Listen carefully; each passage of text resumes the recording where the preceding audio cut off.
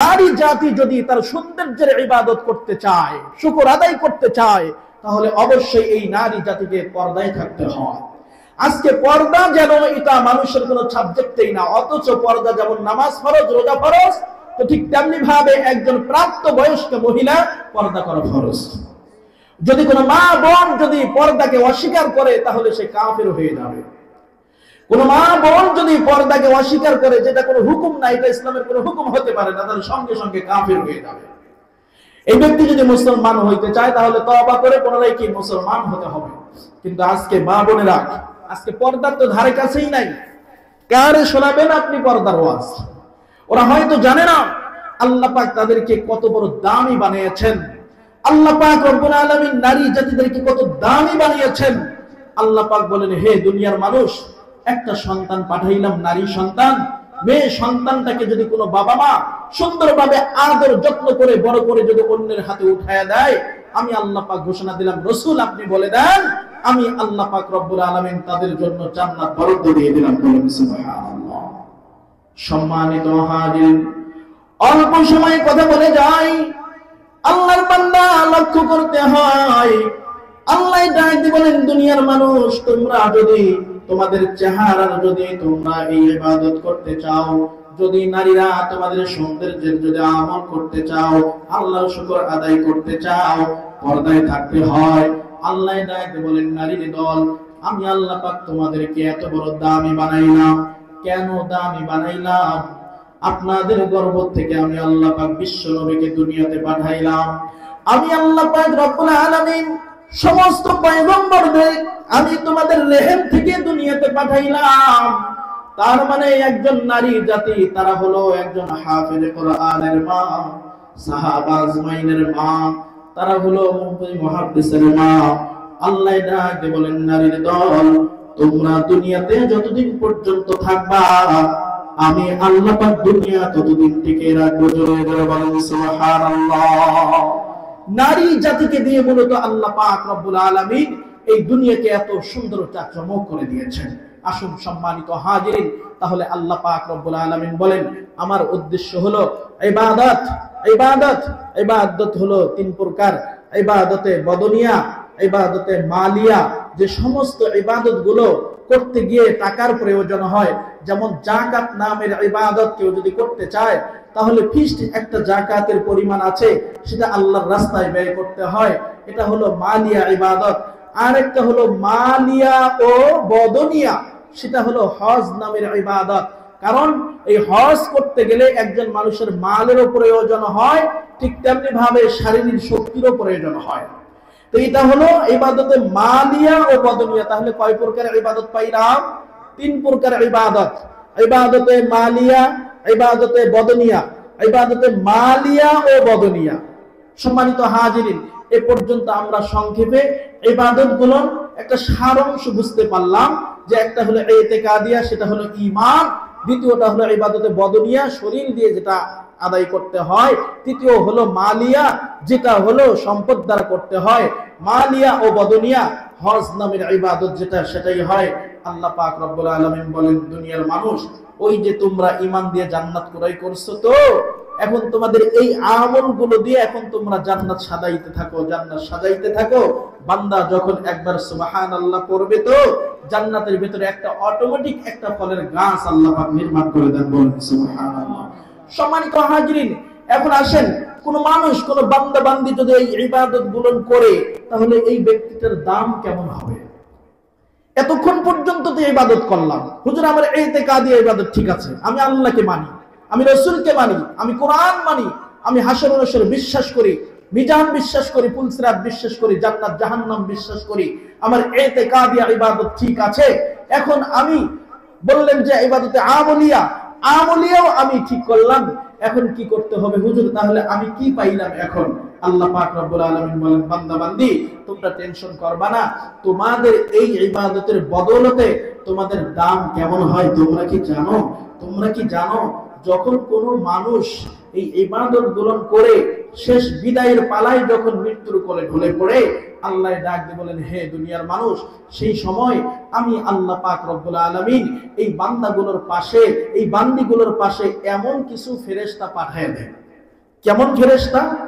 আল্লাহ পাক রব্বুল আলামিন ডাক দিয়ে বলেন, দুনিয়ার মানুষ, এই ফেরেশতাগুলো এত সুন্দর হয়, এই ফেরেশতাগুলো সব কিছু সাদা কাপড় পরিধান করাইয়া, আল্লাহ পাক বলেন, হে দুনিয়ার মানুষ, ইবাদত করতে করতে আমি মাওলা পাকের বন্ধু হয়ে গেছি, তো এখন বন্ধুর সঙ্গে বন্ধু কেমন ব্যবহার করবে?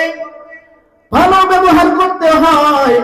আল্লাহ ডাক বলেন, ঠিক আমিও ওই বান্দা বান্দীগুলোর সঙ্গে ভালো ব্যবহার কেমনি করলাম তোমরা হয়তো জানো না।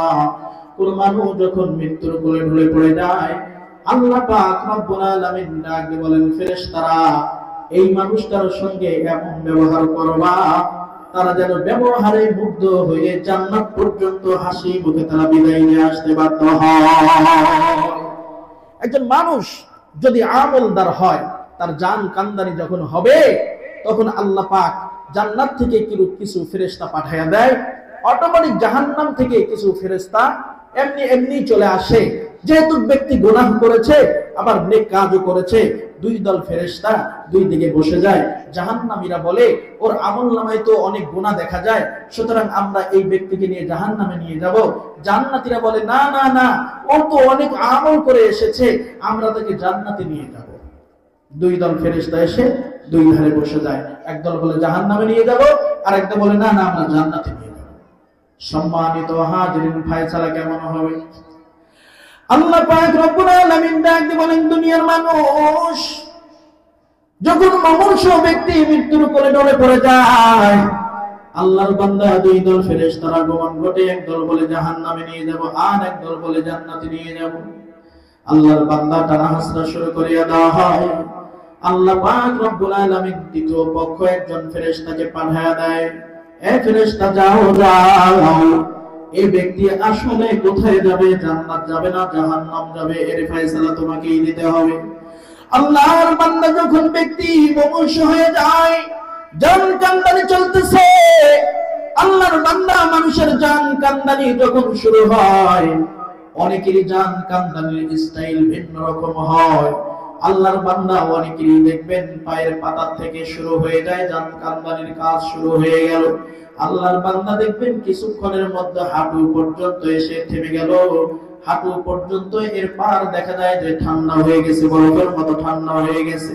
কিছুক্ষণ পর আবার দেখবেন হাঁটু থেকে লইয়া কবর পর্যন্ত ঠান্ডা হয়ে গেছে, কবর থেকে নিয়ে বুক পর্যন্ত ঠান্ডা হয়ে গেছে। আল্লাহর বান্দা এতক্ষণ পর্যন্ত শুধু হার্টবিটটা চলতেছে, এখনই তার জান কান্দানি করা হবে।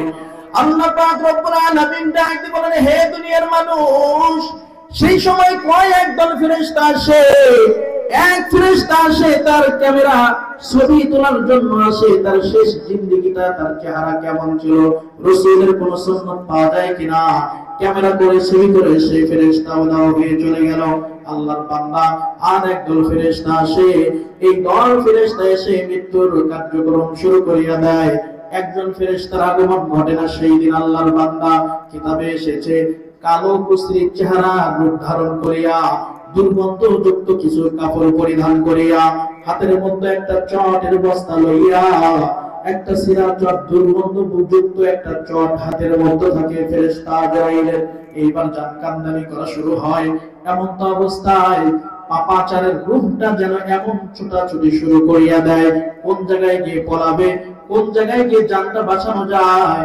এই জন্য দেখবেন অনেক মুমূর্ষ ব্যক্তিরা এদিক সেদিক তাকায়, ছোটাছুটি করে মনে হয় দৌড় দিবে, উঠে এরকম অবস্থা হয়ে যায়। কিন্তু না না না, ফেরেশতারা পায়ের নখ থেকে নিয়ে এমন ভাবে চিপতে চিপতে যখন বুক পর্যন্ত নিয়ে আসা হয়, আল্লাহ ডাক দিয়ে বলে, তার জাহান্নাম কোথায় হবে সেটা তার জীবনের শেষ ঠিকানা জানায়া দাও। আল্লাহর বান্দাকে শেষ ঠিকানা জানানো হয়। যখন আল্লাহর বান্দা এই অবস্থা দেখতে পায়, আমার ঠিকানা হলো জাহান্নাম, অনেক সময় দেখবেন অনেক মানুষের মৃত্যুর সময় আল্লাহর বান্দার চোখগুলো বড় বড় হয়ে গেছে, মুখ বেঁকা হয়ে গেছে। কথা বলেন ঠিক কিনা? ভয় পেয়ে যায় আল্লাহর বান্দা। ঠিক তেমনি ভাবে যখন কোন জান্নাতি মানুষের, মুমিনের জান কান্দারি করা হয়, সুন্দর সুন্দর চেহারার ফেরেশতারা এসে ঠিক তেমনি ভাবে ডাক বলে, হে আল্লাহর গোলাম, তোমাদের স্থান হবে জান্নাত, তোমরা জান্নাতের অবস্থানটা দেখে নাও। ব্যক্তিটা এত আনন্দিত হয়, এত আনন্দিত হয়, তার জান এমনি বের হয়ে আসে, ওই ব্যক্তি বুঝতেও পারে না। জোরে জোরে বলেন সুবহানাল্লাহ। এই জন্য ভাই, মানুষ মৃত্যু তো বরণ করতে হবে, এমন একটা জীবনের আমাদের মালিক হইতে হয় যে সময় দান কান্দানি হবে, দুই দল ফেরেশতা এসে যখন টানা হাসরা শুরু করিয়া দিবে, তৃতীয় দল এসে সমাধান দিবে এ ব্যক্তির বর্তমান অবস্থা কি, বর্তমান অবস্থা কি ছিল, শেষ অবস্থা কি ছিল। ব্যক্তি সারা জীবন গুনাহ করেছে, গুনাহ করেছে।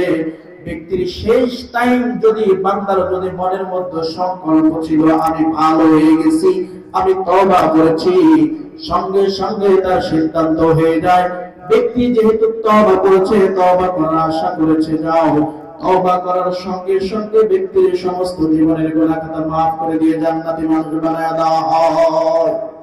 এইভাবে মানুষগুলোকে আল্লাহ পাক জান্নাতি বানায় দেবেন। কি নারী কি পুরুষ, এই জন্য আমাদেরকে সদা সর্বদাই টার্গেট থাকতে হবে, আমি জান্নাতি মানুষ হইতে চাই, আমি জান্নাতি মেহমান হইতে চাই। কোন মানুষের মধ্যে যদি চাহাত থাকে, দুইটা জিনিসের প্রয়োজন, একটা হলো প্রচেষ্টা আর একটা হলো মনের চাওয়া। এই দুইটা যদি একসঙ্গে হয়, যে কোনো কাজ আপনি সফলতায় নিয়ে আসতে পারবেন।